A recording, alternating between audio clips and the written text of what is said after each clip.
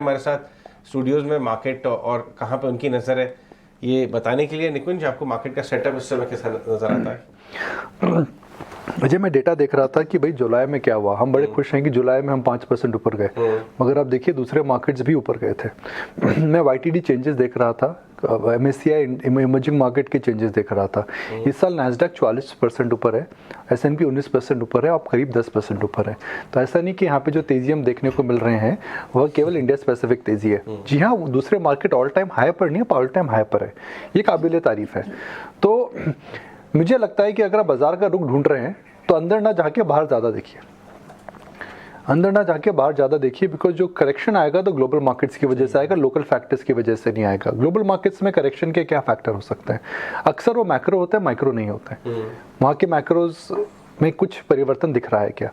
Dollar index 102 हो गया, crude 85 पर है, 3 मंथ हाई पर। अगर आप देखें यूएस 10 ईयर पेपर करीब 4% पर आ चुका है। तो वहाँ पे ग्लोबल मैक्रोस को लेकर के अब आपको नज़र रखनी चाहिए।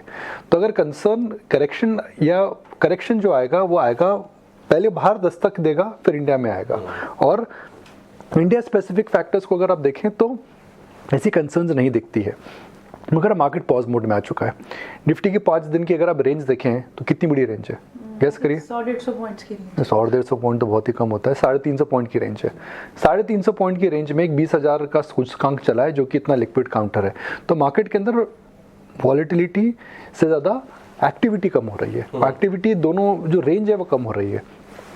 तो अब रेंज को आप कंप्रेस करेंगे हमने टेक्निकल्स में क्या सीचा टूट जाएगा, या तो ऊपर का झटका या नीचे का झटका। अब आपको ऊपर के झटके के क्या ट्रिगर हो सकते हैं, नीचे के ड्रैग के क्या फैक्टर्स हो सकते हैं? उसमें मुझे लगता है कि ऊपर के जो ट्रिगर्स हैं इस समय मिसिंग है, क्योंकि ग्लोबल मार्केट्स थोड़े शेकी हैं। और अगर करेक्शन आएगा या पॉज आएगा तो बाहर से आएगा, यहाँ से नहीं चालू होगा। निकुंज जी, जो भी बातचीत चल रही थी सुमित की और भार्गव साहब की, मारुति 10,000 का हो गया है वापस। उस समय कुछ बहुत बड़ा करेक्शन आया था, ये इस ट्रांजैक्शन के बारे में लोगों को पसंद नहीं आया था ये ट्रांजैक्शन। अब तो खैर वो पास्ट की बात हो गई, लेकिन स्टॉक वहाँ से चल चुका है, आंकड़े वापस आने लगे। आप मारुति को कैसे देखते हैं? तो जो ट्रांजैक्शन की आज बात कर रहे हैं मेरे हिसाब से इतना मटेरियल नहीं है। मतलब इसको अगर आप देखें तो जैसे आज हम उस बड़े प्लांट के अंदर रॉयल्टी के इश्यूज को अगर भूल सकते हैं तो ये तो छोटा सा ट्रांजैक्शन है। मेरे हिसाब से मारुति अपना स्ट्रक्चर क्लीन कर रहा है। अब आप बात कर सकते हैं जी वो कैश कम हो जाएगा, और कैश के अंदर जो मुझे ट्रेजरी गेन मिलता था उससे ईपीएस में इम्पैक्ट पड़ेगा, वह बाल की खाल निकालने वाली बात है कि भाई कैश कम हो जाएगा, पर स्ट्रेटेजिक बेनिफिट्स भी ज़रूर आएंगे, कॉस्ट प्लस मॉडल था। तो ऐसा कोई नेगेटिव नहीं है, इतना हार्श हमें नहीं होना चाहिए। मगर आपको ये समझना पड़ेगा कि मारुति एज ए बिजनेस कहाँ जा रहा है। और मुझे लगता है कि मारुति के अंदर जो रफ्तार अभी आई है एसयूवी मार्केट में, उसका हेडरूम अभी थोड़ा ज़्यादा है। तो अगला 6 महीना मारुति के लिए बड़ा इंटरेस्टिंग होगा, क्योंकि सेडान के अंदर डिस्काउंट्स आ रहे हैं, अंडर 10 लाख की गाड़ियाँ बिक नहीं रही हैं, सबको 10 लाख के ऊपर की गाड़ी चाहिए। एसयूवी के अंदर सब जोर लगा रहे हैं। तो मारुति ने उसमें अच्छी लॉन्चेस करी हैं। August is the month for SUV launches. तो मुझे लगता है कि सेडान का ड्रैग वर्सेस एसयूवी का अपसाइड, उसको देखते हुए मारुति के लिए एक इंटरेस्टिंग फेज आने वाला है। ऑटो के आंकड़े आने वाले हैं, आज हम देखेंगे उनको, तो उसमें भी एक व्यू बन सकता है। मगर जो डिसअपॉइंटमेंट मुझे लगा वह लगा कि मार्जिन 9% है, जबकि कमोडिटी में क्रैश और हमने देखा था ईयर ऑन ईयर इम्पैक्ट काफ़ी कम था। तो इतनी स्ट्रॉन्ग टेलविंड के बाद अगर आपके मार्जिन नहीं बढ़े हैं तो इसका मतलब यह है कि आप मार्केटिंग में एक्सपेंडिचर कर रहे हैं, और मार्केटिंग में आप एक्सपेंडिचर कर रहे हैं तो इसका मतलब यह है कि जब कमोडिटी प्राइस ऊपर जाएंगे, जो जा रहे हैं, आपके मार्जिन दोबारा नीचे आएंगे। ओके, तो ये म्यूटेड तो रहे हैं इस क्वार्टर में, आगे भी देखना होगा, जबकि आपके पास मेटल का अपसाइड था Priyanka. Correct.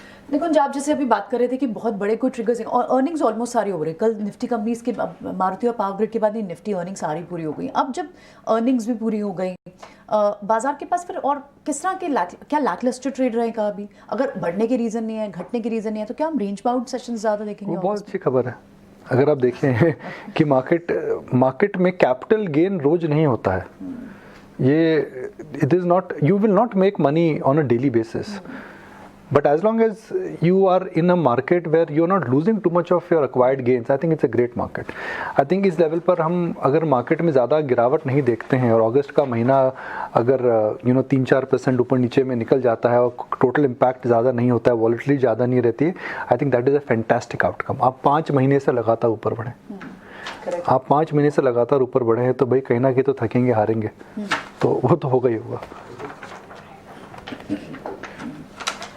Nikul sir good morning. Nikul sir ये क्रूड $85 के आसपास आ चुका है, कुछ इसका इम्पैक्ट होगा मार्केट्स पे, कुछ प्रॉफिट बुकिंग आएगी या फिर इसको भी इग्नोर करेंगे इस लिक्विडिटी वाली बुल रन के अंदर हम?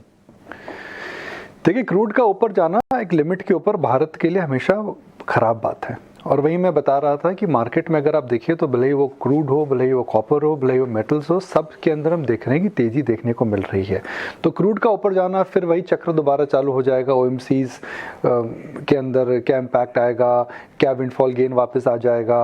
आपकी मैक्रो इस समय इतनी ख़राब नहीं है डिम्पी। तो 2020-22 में जिस प्रकार के क्रूड की वजह से बाजार घबराया था, मुझे ही नहीं लगता है कि बाजार उस तरह से घबराएगा।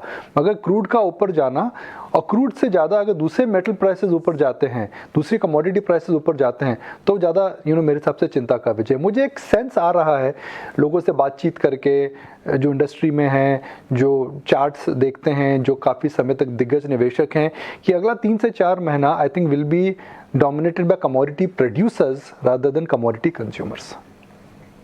ओके, ऑल राइट, बहुत बहुत शुक्रिया आपने कुंज सारे एनालिसिस हमारे साथ शेयर करने के लिए।